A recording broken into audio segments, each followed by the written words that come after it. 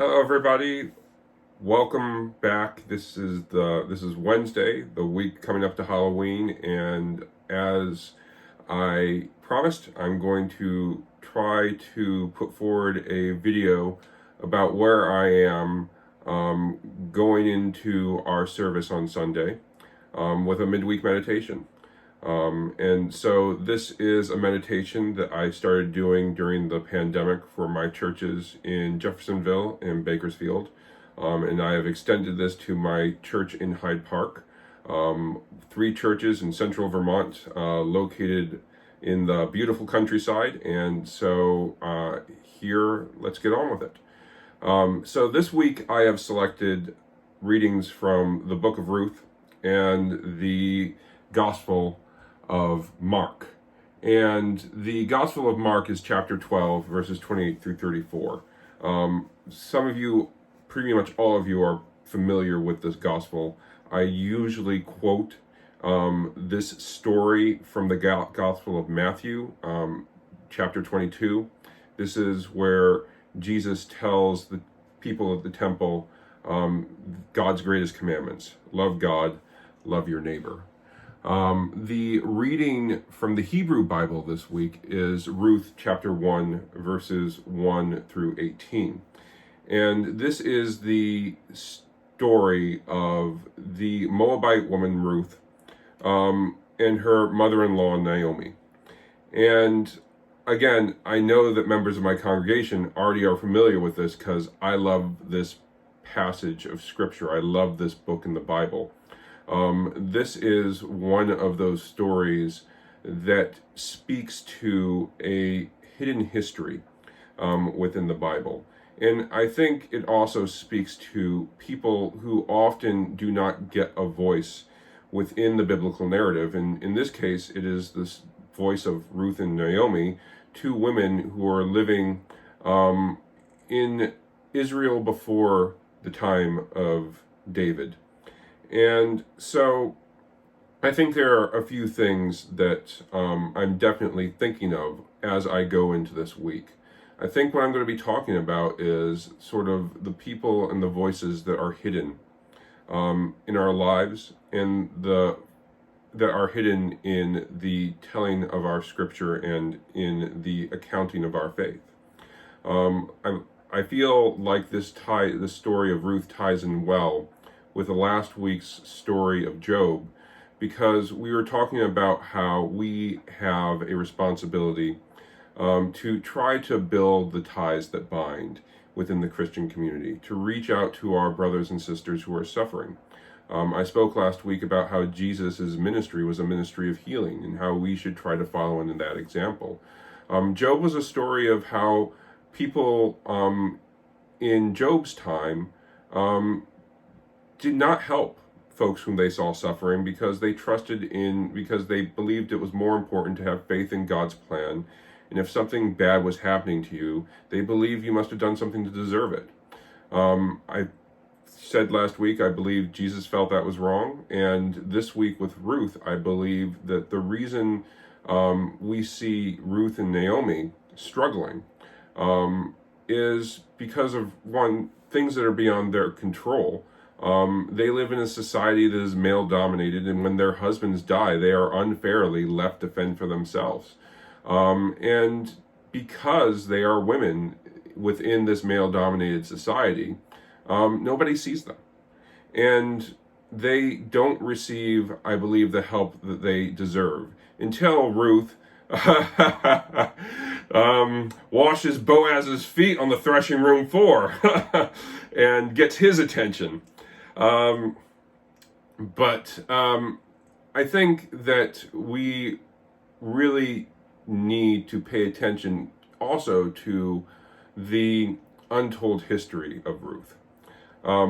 Ruth is a story that is fictional. It takes place in the time before the kingship of Israel, before Saul, David, and Solomon. And we see within the story how Ruth becomes the grandmother of King David. It might be the great-grandmother. I'm not entirely brushed up on my biblical lineage here. And that is, I believe, a large part of the reason why we have the story preserved in the Bible. It's kind of like for us Star Wars fans, when Disney adds something to canon that we don't like, we pull our hair, we have a hard time dealing with it, but we have to accept that it's there. I think that the male-dominated church, while struggling with the message of Ruth, accepted it because Ruth is depicted as being a part of David's lineage. And King David being the great, you don't get rid of canon. But this is a story that was written during the time of Persian rule within Israel. And in particular, it was written to respond to things that we see happening or read about in the book of Ezra and Nehemiah.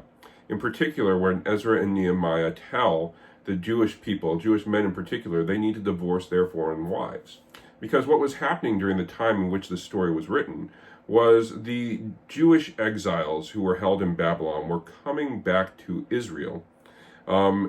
King Cyrus, or Emperor Cyrus of Persia, had put them in charge of running Israel on his behalf. And they were telling the Jewish people, Jewish men who had been left behind and had started new lives and families with people from a diverse background, because Israel was always a trading hub and a passageway between Egypt and Turkey and Persia. And so, the Jewish exiles were coming back and they had this idea of purity, and they were looking around and they see all these people who were other Jews and they're married to these foreign wives. And Ezra and Nehemiah were like, this can't happen. I don't like this. And so they passed laws that said to Jewish men, you have to leave your wives, you have to leave your children. And understandably, a lot of these men had problems with this law. But it was hard for them to speak out directly to it. And so we have stories like Ruth, and we also have stories like Jonah.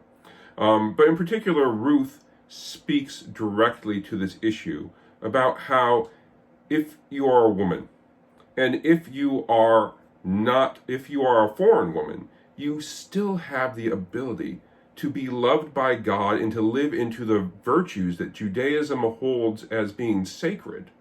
And Ruth stands as an example of this. When Naomi loses her husband, when Ruth and Orpah, her sister-in-law, lose their husbands, Ruth stands with Naomi. She travels with her back to Israel and looks out for her and provides for her, and eventually becomes the grandmother, great-grandmother of King David. This is meant as a rebuke to those laws that are passed in Ezra and Nehemiah.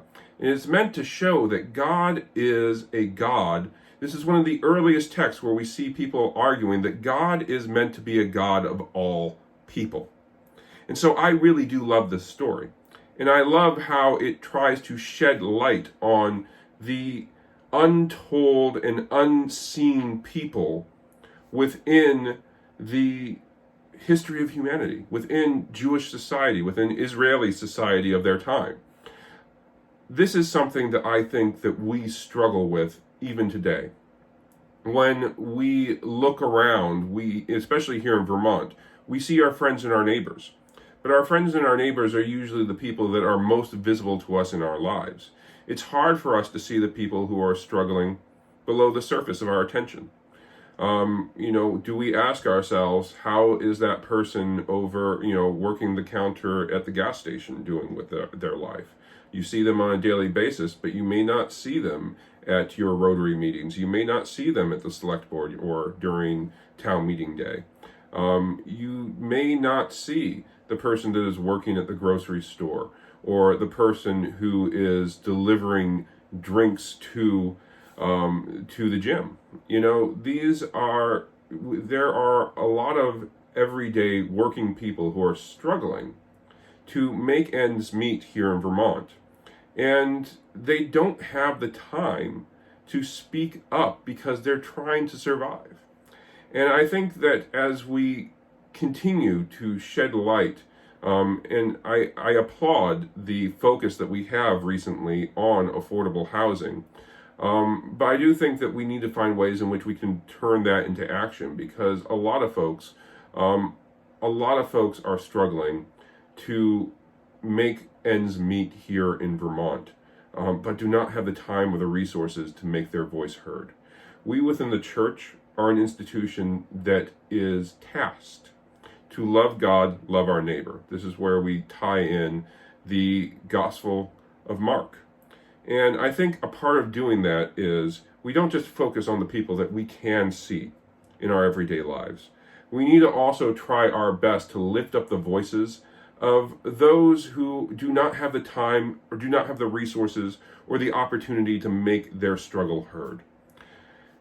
Ruth and Naomi had to struggle in order to make it so their plight was heard and recognized by Boaz, who was the person who ran the farm, plantation, whatever it was that Ruth was working at. And she was lucky. She got his attention by washing his feet on the threshing room floor. That's some biblical language right there. It usually means a toss and a tussle, just so you know. And she got married to Boaz and became the ancestor of some great people within the Bible. And you shouldn't have to do that in order to make your plight known. People should just be able to listen and to hear and to act and to make it so our community is a community that extends love equally to everybody. That may be idealistic, but again, that's the call of Christ towards an idealistic world where everybody knows the love of God. And so as we look through the book of Ruth this week, I think it's good for us to reflect upon the people who often go unseen within our lives, and to see if there are ways that we as a community can help give voice to those whom often life renders voiceless. Peace.